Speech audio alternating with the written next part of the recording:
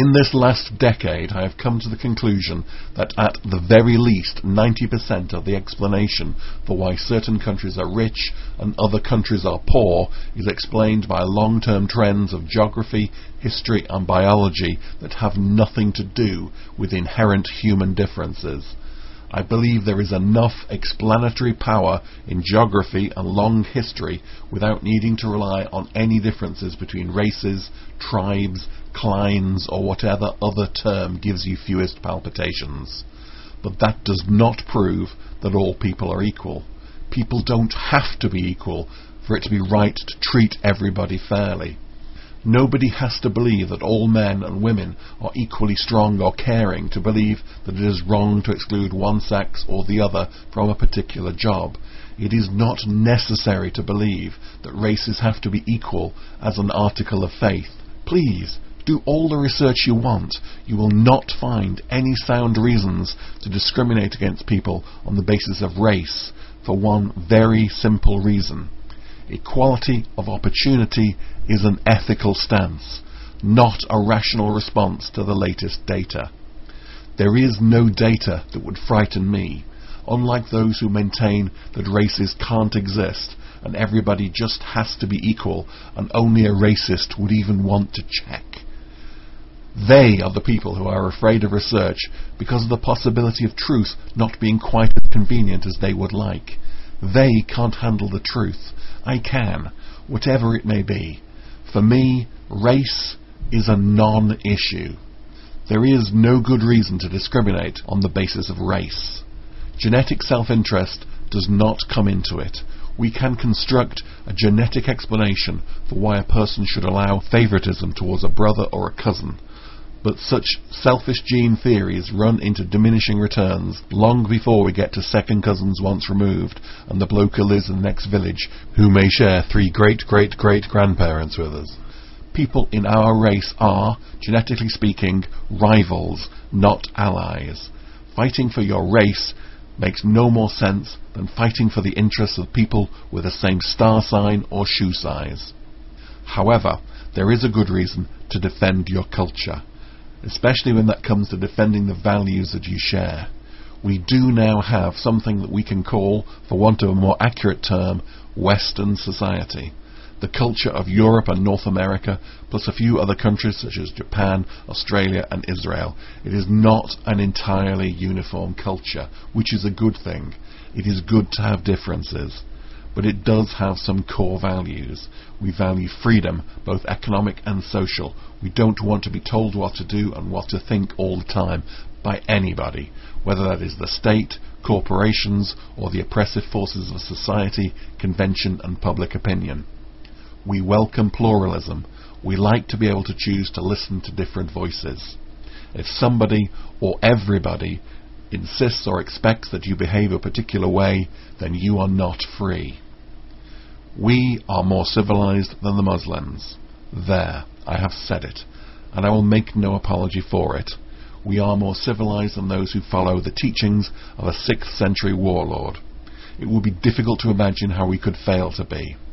We have more knowledge of the world to base our laws and customs on. To be fair, Islam in its day was quite civilized in many respects. The way that Muslims kill animals was quite good by the standards of the 6th century, using as sharp a knife as possible and cutting the throat in a single positive slash. It has much to recommend it. It is better than the practice of many third world meat markets today, but it does not compare well to the way we kill our animals in the West today. Our standards are better. We care more about the things which really matter, stunning for the animal to prevent suffering. We don't bother with the nonsense of saying a prayer for the animal, as if that would lessen the animal's feeling of alarm, panic or outrage. We are more civilized in the way we treat women. It is entirely outrageous to expect women to cover themselves up entirely in shapeless clothes, and it is an insult to men to suggest that this is the only way to prevent rape. Well, personally, I don't feel comfortable with women walking around half naked. That is largely because they expect me to act as if I hadn't noticed. Apparently, it is impolite to notice, unless they find you attractive. which is utterly bizarre and unreasonable. However, it is not down to me to decide what other people should wear, and it should not be for any man to tell their wives or adult daughters what they can wear in public. The idea that a man should have the right to beat his wife is uncivilized. There, again, I've said it. I've crossed the line and made a value judgment. Do you think the imam at the local mosque worries about making value judgments of people following another culture? He's entitled to his opinion and to express it, and I'm entitled to mine, and I will express it. And if you try to silence me, I will restate it, again and again, louder and louder. This is not hate speech or racism. I am not a racist. I have nothing against black or brown people, and I have no problem with them living in my country if they want to be part of my culture. I do have a problem with the primitive and uncivilized values of Islam being introduced into public life in my country. I also have a problem with these values being taught in schools using taxpayers' money, and I have a problem with the idea that to say I have a problem makes me a racist. Islam is not a race. Sharia law is not a matter of personal religious practice. It is an unwelcome interference in the running of a state. Opposing Islamization of the public sphere and the spread of Sharia law is an entirely legitimate political response to a political ideology. You can't hide your politics behind the shield which legitimately protects your private religious expression and use the bogus charge of racism against political differences. Islamophobia is not a meaningful charge. A phobia is an irrational fear. How can a person have an irrational fear about a belief system which, if enshrined into law, would see him reduced to the status of cattle? Would you call a Jew in 1930s Germany a Nazi-phobe? It's not paranoia when they really are out to get you. We knew what Hitler thought about the Jews and what he planned to do in Europe. He wrote about it in his book. Hitler wrote a book when he was in prison.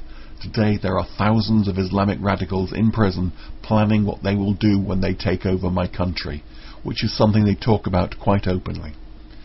Do you know what the title of Hitler's book was? Mein Kampf, My Struggle. If you translate Kampf into Arabic, do you know what it comes out as? Yes, you're right. Jihad.